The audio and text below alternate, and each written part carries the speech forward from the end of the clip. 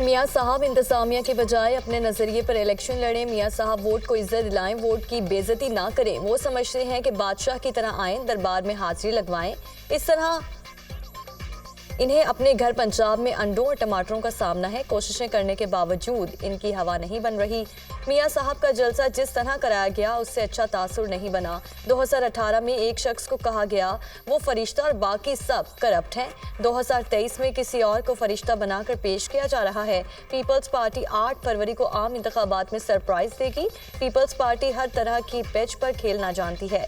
बिलावल भुट्टो की कोयटा में news conference.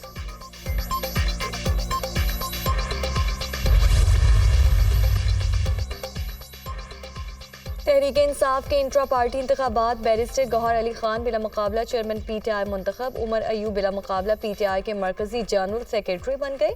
Doctor Yasmin Rashid का बतौर PTI पंजाब सदर इंतखाब। अली अमीन गंडापुर KP, हलीम आदिल शेख सिंध, मुनीर अहमद बलोच बलोचिस्तान में तहरीक इंसाफ के सदर बन गए।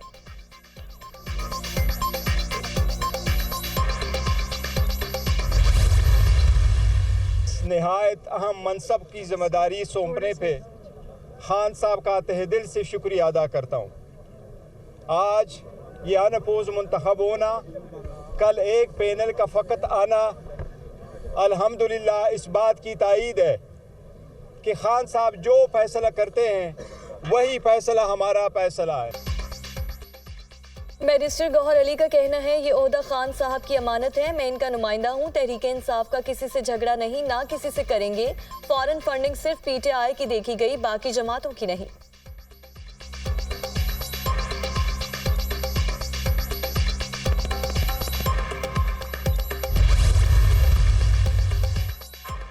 अकबर एस बाबर का PTI इंट्रा पार्टी इलेक्शन को इलेक्शन कमीशन में चैलेंज करने का ऐलान। ये इलेक्शन नहीं सिलेक्शन थी। आज इंट्रा इलेक्शन में PTI के आइन की खिलाफ वर्जी हुई। आइन पाकिस्तान तमाम शहरियों के बुनियादी हुकूक का तहफ़्फ़ुज़ करता है।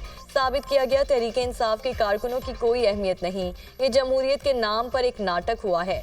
PTI को हाईजैक कर लिया गया। पार्टी से कौन वफादार है सिर्फ कारकुन फैसला करेंगे। ये कैसे इलेक्शन जिसमें पार्टी के बानी कारकुन हिस्सा ही नहीं ले सकते। हमने इंट्रा पार्टी इलेक्शन में हिस्सा लेने की कोशिश की। अंडरग्राउंड लोगों ने कागजात नामजदगी जमा कराए। अब बल्ले के लिए मजीद खतरात बढ़ेंगे। अकबर एस बाबर की press conference.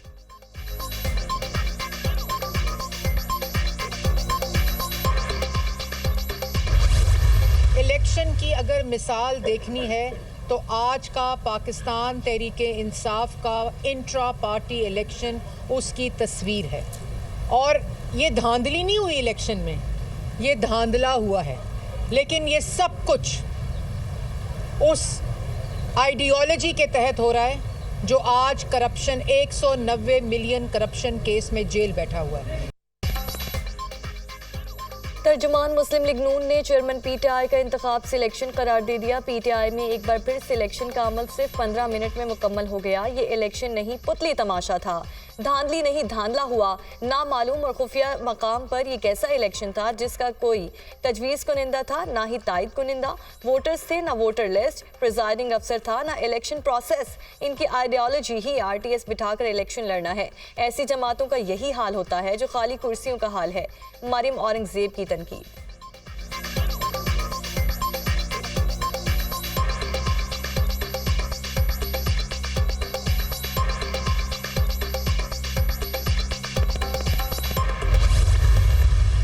Intra party election PTI का हुआ जिसमें किसी को लड़ने की गुंजाइश नहीं थी। आज उनकी जमात के अपने ही लोग जिन्होंने चेयरमैनशिप के लिए इलेक्शन लड़ना था, आज वो कह रहे थे कि हमें एक लिंक नहीं भेजा गया वोट का। आज वो कह रहे हैं कि हमें हमारे साथ एक किस्म की इंट्रा पार्टी इलेक्शन में भी धांधली हुई। जिस पार्टी की बुनियादी धांधली पे रखी जाए तो वो पार्टी आगे क्या करेगी।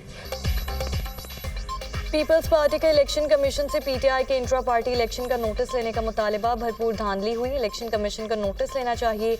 आज का इंट्रा पार्टी इलेक्शन सबके लिए सवालिया निशान है। क्या इन इंतखाबात को कबूल किया जा सकता है। रहनुमा पीपल्स पार्टी फैसल करीम कुंडी।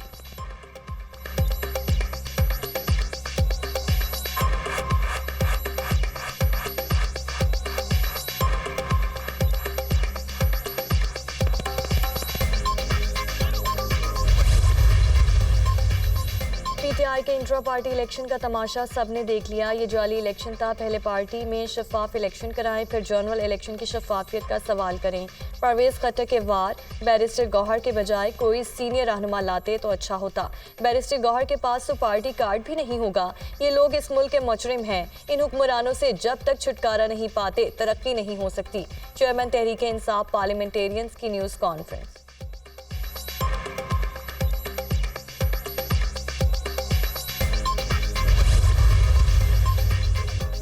ये इलेक्शन नहीं, फ्रॉड किया गया। पीटीआई के रहनुमा अपने वर्कर्स का भी सामना नहीं कर सके। नून लीगी रहनुमा अमीर मकाम का रद्द अमल। मुझे शक है इलेक्शन कमीशन ये इंतखाबात कबूल नहीं करेगा। अहमद बिलाल महबूब की गुफ्तगू। बड़ी पार्टी का दावा करने वाले पेशावर में 50 बंदों का कन्वेंशन नहीं कर सके। रहनुमा पीपल्स पार्टी सैयद मोहम्मद अली बाचा।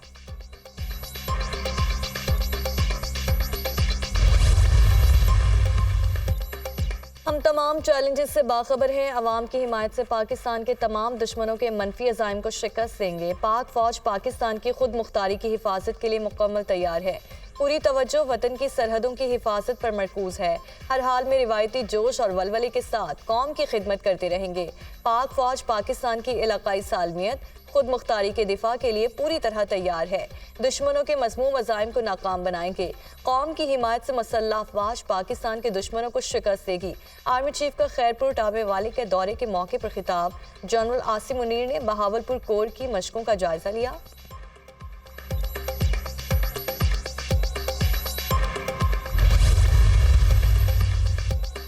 चीफ जस्टिस ऑफ पाकिस्तान को ना दबाव में लाया जा सकता है, ना वो किसी की हिमायत करेंगे। चीफ जस्टिस कासिफ आइजीसा को अपनी आईनी जिम्मेदारियों का इदराक है। वो अपने हल्फ के मुताबिक फराइज की अंजाम दही करते रहेंगे। चेयरमैन तहरीक इंसाफ के खत पर सुप्रीम कोर्ट का अलामिया जारी। दस्तावेज तैयार करने वाले वकील का नाम और राब्ते की तफसीलात नहीं दी गई। लिफाफे के मुताबिक दस्तावेज इंतजार हुसैन पंजोथा ने कुरियर की थी। दस्तावेज बज़ाहिर एक सियासी जमात की जानिब से भेजी गई। इस जमात की नुमाइंदगी वकला करते हैं। पिछले दिनों सुप्रीम कोर्ट में इस जमात के वकला फौजी अदालतों और इंतखाबात केस को तकमील तक ले गए। ये अमर हैरान कुन है कि सर्वमोहर लिफाफा मौसूल होने से पहले ही दस्तावेज किस तरह मीडिया को जारी की गई। अलामिया का मतन।